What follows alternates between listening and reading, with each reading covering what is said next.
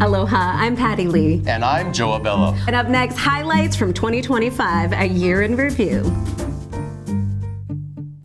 Mahalo for watching the Maui Daily Report, Year in Review 2025. Be sure to tune in to new episodes of the review all week long on Akaku and the Maui Stream app. The 64th annual Makawao Stampede kicked off this 4th of July with a sold-out monster bull bash upcountry at Oski Rice Arena.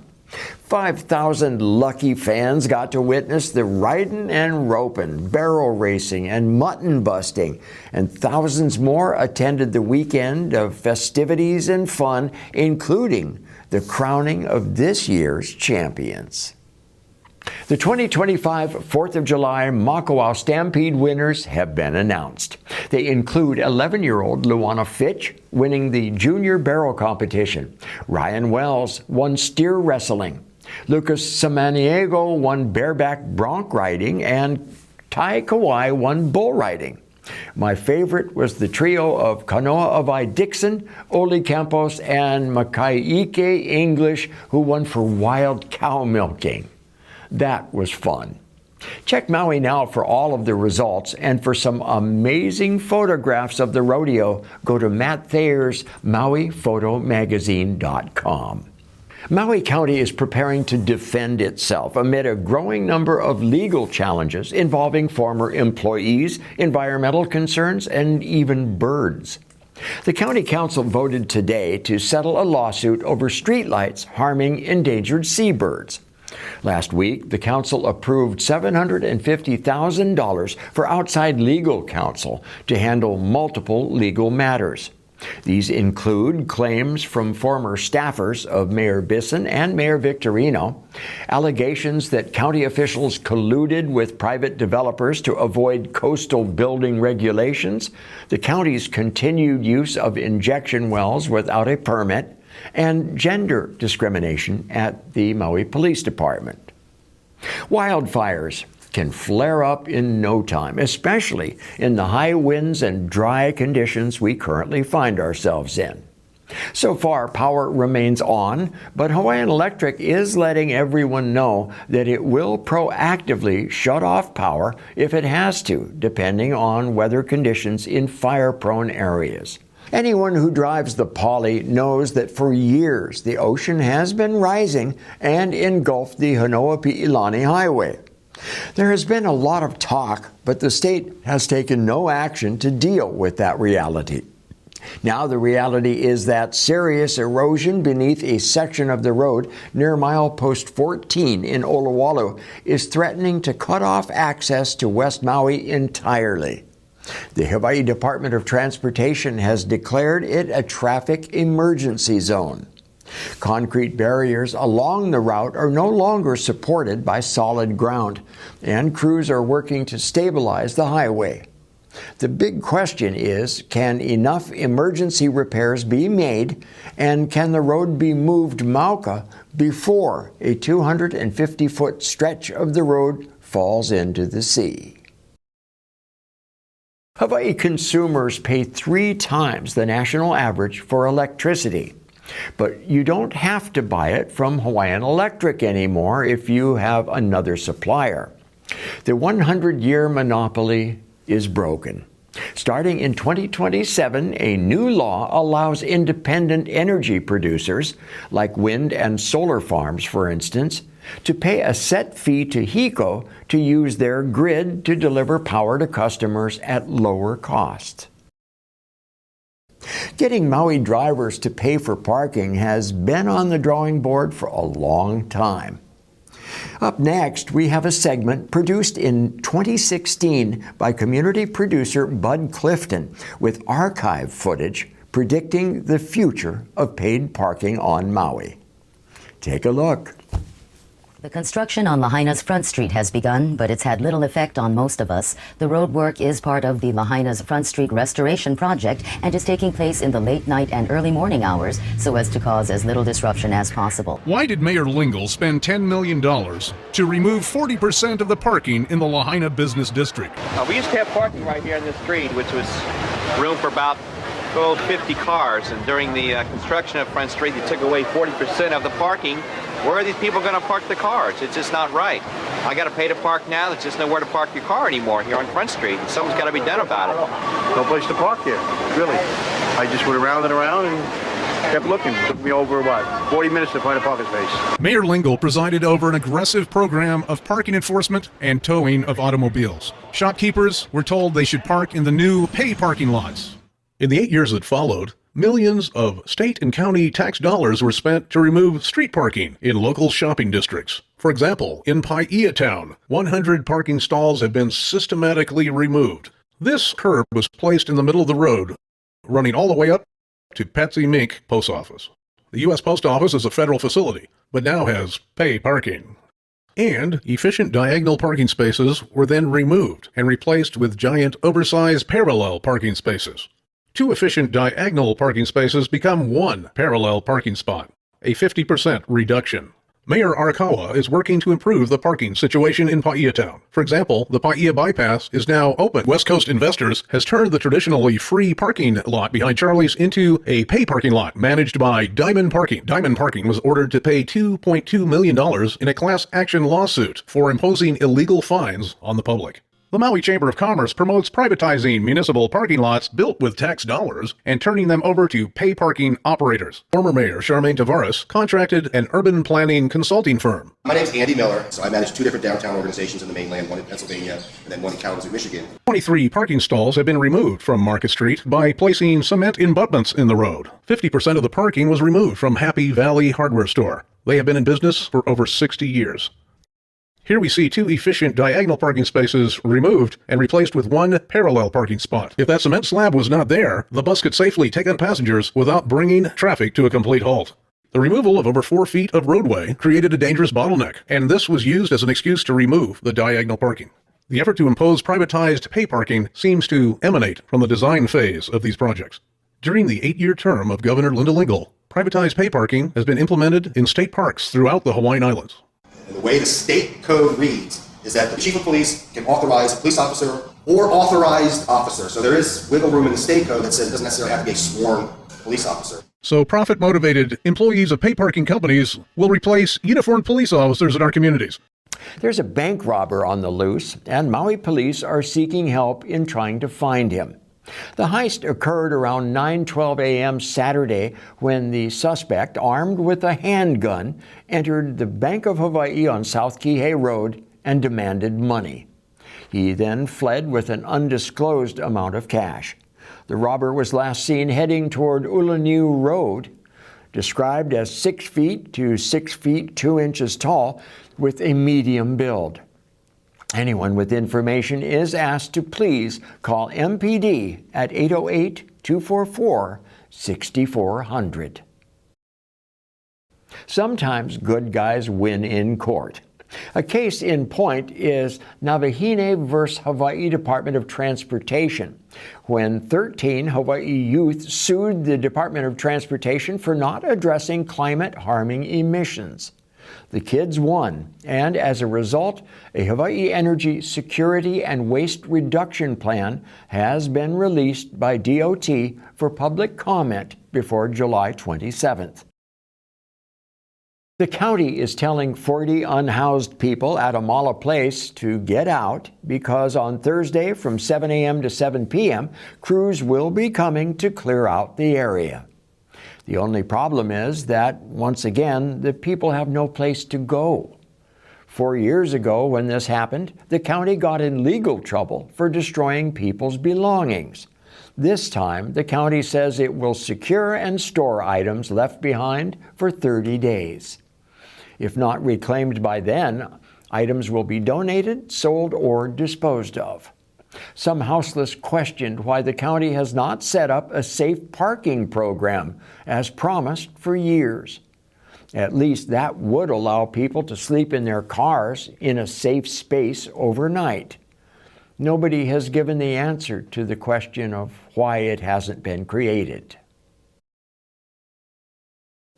Kihei Charter has been banning them for years, and now New York will join 17 other states and Washington, D.C. in banning smartphone use in public schools starting in the fall of 2025, affecting 2.5 million K through 12 students. Pew Research shows 67% of the U.S. adults support classroom bans, and nearly 95% of teens use social media, with half using it almost constantly. Despite initial resistance, many students reportedly appreciate the bans. Free-roaming feral cats are threatening the endangered nene goose by spreading the parasitic disease toxoplasmosis to the iconic birds in record numbers this year. The disease is a leading cause of death for nene, and goslings are especially vulnerable. Marine animals like monk seals, spinner dolphins, and humans with weak immune systems are also affected. Conservationists are asking cat lovers to stop outdoor feline feedings and to keep pet cats indoors. We have a little segment for you to watch. Free-ranging cats and feral cats are actually known as one of the most invasive species on the entire globe. We've got these very rare small populations of forest birds which have a variety of threats acting upon them. And so feral cats are one of the contributors to direct mortality of these species. We pick up dead cat-killed birds in the deepest of the deep forests on Haleakala. So this species has been able to infiltrate all of our forests and all of our native bird habitats. The Wa'ukani are the wedge-tailed shearwater, and they used to nest all the way around the shorelines of the island. In the areas where we cannot protect the birds, they are victim of cats. At Kamaole 3 Beach Park, we've been following the population there for a number of years, and we found tunnels in the grass, and we chased cats out of the birds' burrows. They were living in the tunnels in the grass and the burrows, and we found piles of dead birds. The behavior that the birds have elicit a hunt and kill response in the cat, whether they are fed or not. The guys say, well, the cats are fed, they're not going to eat birds. That's right, they don't eat them, but they kill them. The cat is a supreme predator, and it's just out of place here in the islands. It's an attempt in the cat welfare community now to define these animals as community animals, and we do not accept that at all, because there are a few individuals who maintain those animals with food, but they are not maintaining them with veterinary care or really providing the quality of life that the cat deserves to have. Whatever compromises people want to reach on dealing with the cats on the landscape, trap, neuter, release is not going to protect our wildlife. By even suggesting trap, neuter, release as a solution, you're putting the welfare and rights of these free-ranging cats above those of all of our native wildlife. And I think that is the equation that needs changed. Now that the Trump administration has decided that drill, baby, drill and gorging on fossil fuels is the way to go, oceanographers at UH are predicting a pedal-to-the-metal increase in ocean acidification in Hawaii over the next 30 years. In the best-case scenario, predictions are that some corals may adapt, but it is likely that most will not. Shellfish and marine life ecosystems, along with windward coastlines, are projected to see the most dramatic changes and will be severely threatened and possibly even flatlined by mid-century, according to these researchers. Here's a fish story for real.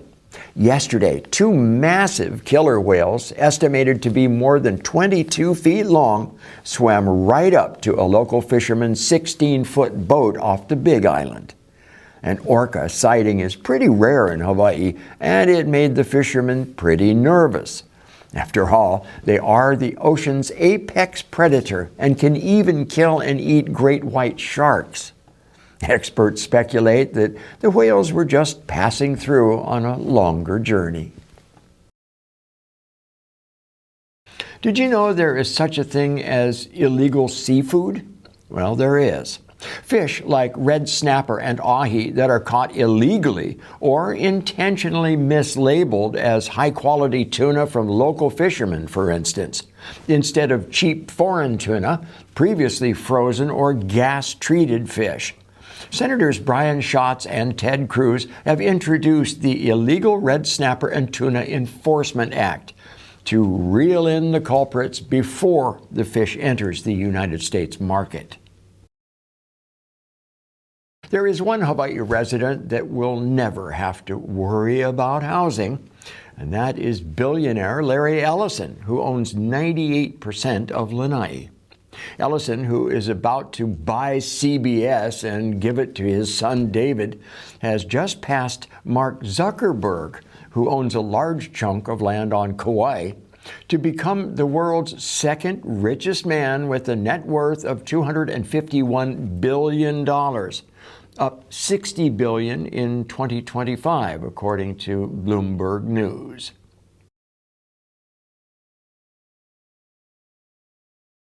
An 8.8 magnitude earthquake struck off Kamchatka, Russia yesterday at 1:25 p.m. Hawaii Standard Time, generating a tsunami watch for Hawaii, which later turned into a tsunami warning. The Pacific Disaster Center cited the potential for destructive waves, and there were evacuation orders along the low-lying coastal areas. Last night, Kahului Harbor reported a 15-foot drop in the water level as the ocean receded, exposing the pier. MEMA sounded the all-clear shortly before 10 a.m. this morning, when the tsunami advisory was called off. The agency kept the community well informed throughout the event. TMDR went looking for the wave on the South Shore, and this is what we found. This is what just about every gas station on Maui looked like yesterday afternoon during the tsunami alert. And traffic was backed up for miles coming out of Kihei, trying to get up to higher ground with the prediction of maybe a 9-foot wave showing up around 7:17. Things were calm along South Kihei Road, along the coastline, near the canoe club where they were moving the canoes out of the way of the wave. And there was really no sense of panic. But there certainly were a lot of cars on South Kihei Road trying to get to higher ground, crawling along bumper to bumper. But the place to be during this tsunami alert was the altitude deck at the Kihei Charter School above the Maui Research and Technical Park. You're further up the hill, safe from the ocean, right across from the Maui Brewing Company to drown your sorrows. So it was kind of a festive atmosphere, people picnicking, taking selfies, waiting for the wave. So we waited, and we waited, and we waited, and the wave was supposed to hit Kauai at 7:10, and then 7:17 came and went, and we waited some more, and no wave. We heard that the Kahului Harbor had risen by 5 feet. We heard that much later. And what we found out is that we don't know very much about tsunamis and how they work. But we are grateful that we dodged a bullet this time. This is the Maui Daily Report, reporting from the altitude deck of Kihei Charter School in Kihei. Social media blew up with a widespread rumor that Oprah Winfrey locked her gate and blocked access to people trying to evacuate the coast and flee upcountry during the tsunami scare. It's not true. According to a statement, her private road from Keawikapu to Keokea was opened as soon as she heard about the warning. MPD confirmed her report. Cruise ship passengers heading down the mountain from Volcanoes National Park in a bus missed the boat. Literally. Alerts advised them to move to higher ground. Park employees told them to go back to the ship. And the Hawaii DOT ordered the Norwegian cruise line's Pride of America out of Hilo Harbor to avoid being hit by the tsunami. So The stranded passengers got back on the bus and stayed overnight at Waiakea High School in Hilo. They had to sleep on the gym floor or in the tour buses and got back on board Wednesday when the ship returned to port. The Wailuku Central East Maui Little League boys baseball team are national champions. They beat Louisiana on Saturday 7-3. And then they moved on to the World Championship against Venezuela on Sunday, but lost 12-7 for their first loss all year. As the people of Maui focus on commemorating the tragedy of Lahaina this week, there is another tragedy we must never forget. A remembrance event was held today in Honolulu to mark 80 years since the atomic bombing of Hiroshima on August 6, 1945. A bell-ringing ceremony took place at 1:15 p.m. today to commemorate the 8:15 a.m. Japan Standard Time moment of that bombing. Another Hawaii politician running for President of the United States? Former Congresswoman Tulsi Gabbard did it, and now Governor Josh Green is considering a run for the top job. Speaking at the National Governors Association conference last week, Green, who is also a medical doctor, told NBC News that he's thinking about giving it a try. He said, "Someone may want a healer." The dreaded coconut rhinoceros beetle has reached Maui Nui shores. Maui now reports that 2 incidents have been reported since May, where CRB larvae and an adult male were detected on lanai in plants shipped here from Oahu. Those shipments were destroyed. Here's a segment that will let you know enough about this pesky little beetle to want to declare war on it.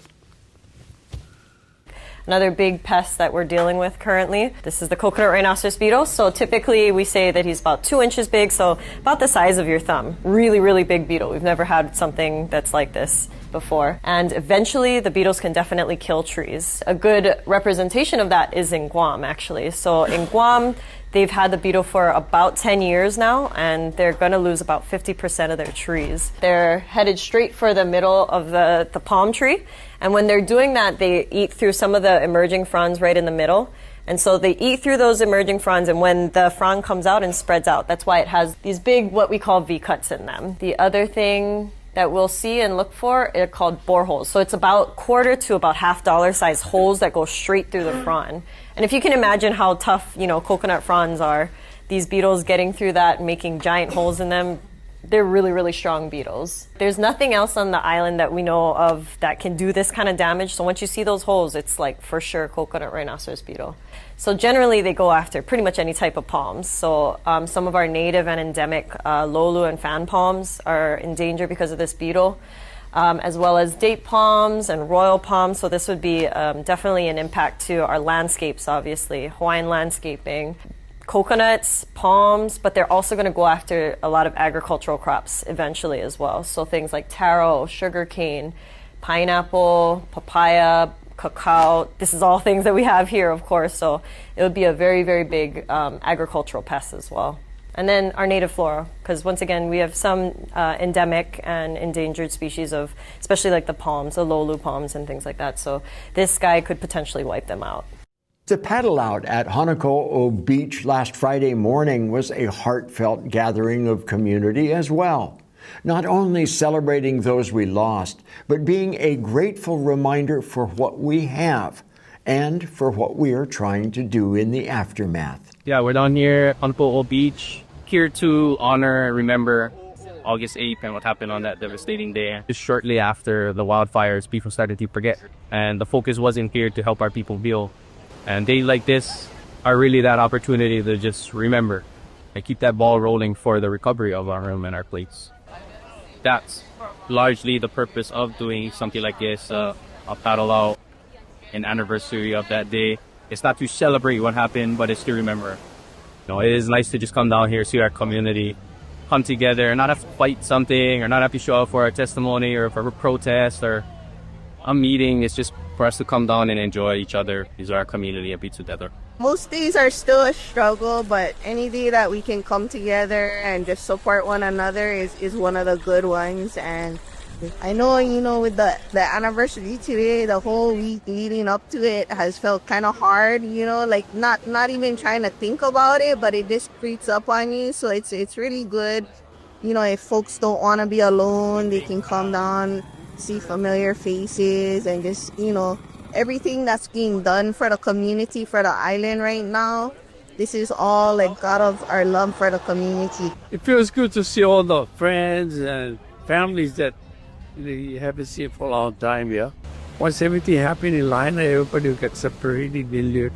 Some people leave off country, some people, went off island or went back to the van, and, but now everybody's coming back together as a family, making it stronger for all of us. We're all struggling. I'm struggling more if you lost your job and your house, but we're all struggling. I think it's really important reminder to come together and just remember that, we're all just people trying to struggle through it and come out the other side now, just as a closer, tighter community. On Thursday, August 7th, the Lahaina Community Land Trust held a press conference at the Royal Lahaina to announce their new partnership with the business community in Lahaina. Here are some important announcements from Autumn Ness and Noel Bali, which will help keep people rebuilding using GAP money through new methods. Lahaina Community Land Trust has a program called Keep Lahaina Home. It's what we think is the first of its kind in the country, a really innovative solution that helps local families fill their gaps so that they can come home. I think many of us have heard the situations about how a family only got so much in their insurance proceeds, but it's going to cost them more than that to rebuild. And so where does that gap money come from? We've raised funds, some through the County of Maui and some through our private partnerships, to be able to come in, fill the gap for that family, and bring them home. And in exchange, they commit to what we're calling a kama'aina easement, meaning that in the future, if their property ever does sell, that they'll sell it to another Lahaina resident at an affordable price.